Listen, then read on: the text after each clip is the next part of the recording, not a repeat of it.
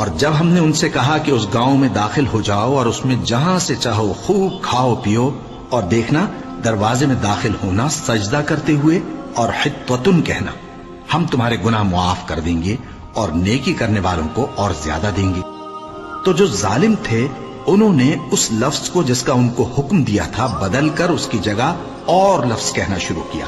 پس ہم نے ان ظالموں پر آسمان سے عذاب نازل کیا کیونکہ نافرمانیاں کیے جاتے تھے۔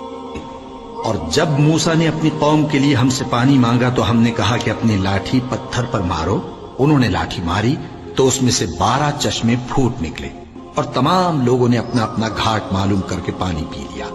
ہم نے حکم دیا کہ اللہ کی عطا فرمائی ہوئی روزی کھاؤ اور پیو اور زمین میں فساد نہ کرتے پھرنا۔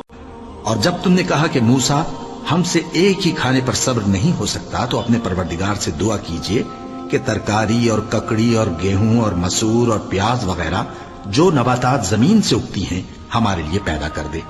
انہوں نے کہا کہ عمدہ چیزیں چھوڑ کر ان کے بدلے ناقص چیزیں کیوں چاہتے ہو؟ اگر یہی چیزیں مطلوب ہیں تو کسی شہر میں جا اترو، وہاں جو مانگتے ہو مل جائے گا۔ اور آخر کار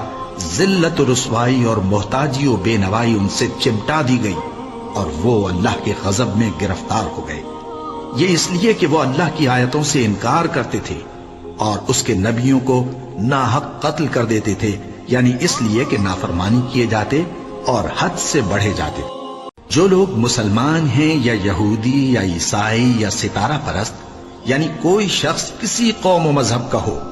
جو اللہ اور روز قیامت پر ایمان لائے گا اور عمل نیک کرے گا تو ایسے لوگوں کو ان کے اعمال کا صلہ اللہ کے ہاں ملے گا اور قیامت کے دن ان کو نہ کسی طرح کا خوف ہوگا اور نہ وہ غمناک ہوں گے۔ اور جب ہم نے تم سے عہد کر لیا اور کوہ طور کو تم پر اٹھا کھڑا کیا